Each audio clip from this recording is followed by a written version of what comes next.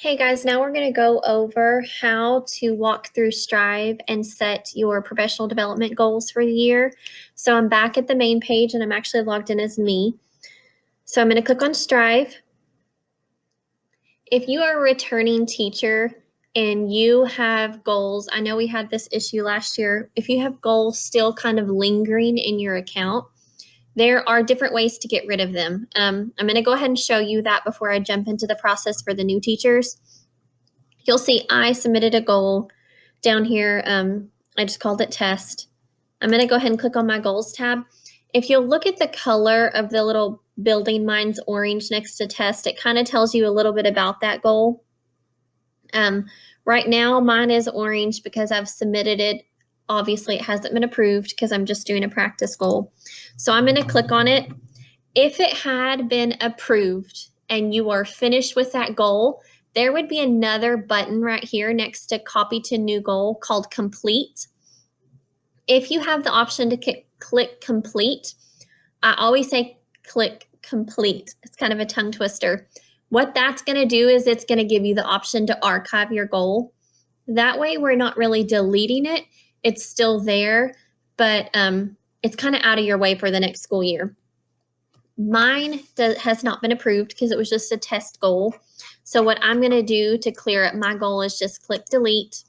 It's going to ask you if you want to. And now when I click on my goals tab, I don't have any current goals. You can see that I could show you an archived goal that I did last year.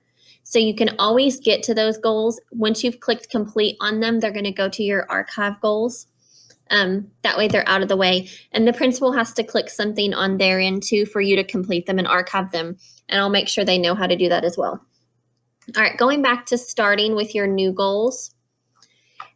I always say stay on your evaluations tab because it shows you the whole process. You've got your goals, your reflection, and then you've got your evaluation. So we're all going to start with our goals. And typically your principal is going to require 2, possibly 3 goals. It's kind of subjective and up to them. So you'd hit the plus sign. You can fill in your goal however you want to. When it comes to determining if the goal is, if it works for you, that's going to be a question you're going to have for your campus principal to make sure it is a goal that they think fits you well for the school year. You are going to tie it to the standards. And then it's going to make you at least put one action. So your goal is your overall, this is my goal for the year, and your actions are the steps that you take in order to get to that goal. Make sure you click add to goal. So it's out here and you can create as many actions as you want to. Once you're finished, this is your start date. This is your complete date. Everybody always asks, when is a good complete date? Well, I would say close to the end of the school year.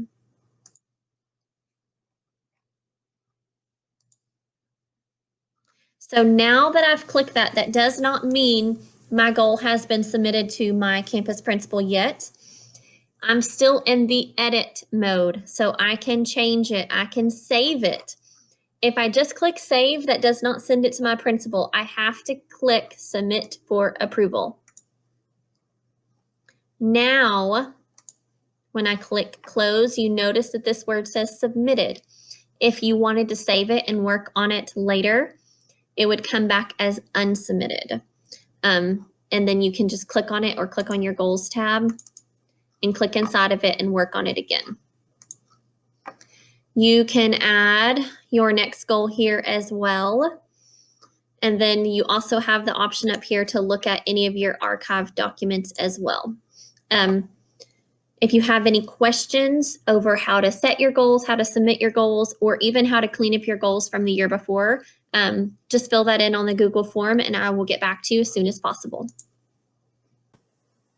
Back to Strive and working on your TESS. The next step after you have submitted your goals, one thing to point out on the goals, do you see where it says 0 of 2 required? I already have 1 in there. Please don't pay attention to the 0 of 2. For some reason, it never picks up when we have goals submitted or approved there. Every once in a while, it'll change. So don't let that stress you. If you have 2 goals down here that are submitted, and you know they've been approved by your principal, then you're fine. So don't let this fraction throw you for a loop. Before you have your formal, before your principal does their formal evaluation, they may want you to fill out this pre-conference documentation. It's underneath reflection. Again, you're hitting the plus sign. The only option you have is this teacher self-assessment. So you're going to click create evaluation.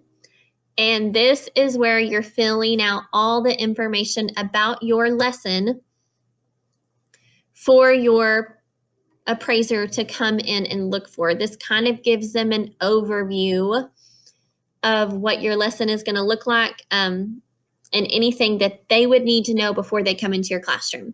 This is really easy to fill out. Again, just like you did before, I'll put in some information so I have something to save. Once you are finished with it, it's going to save it, but you have to submit it to your appraiser.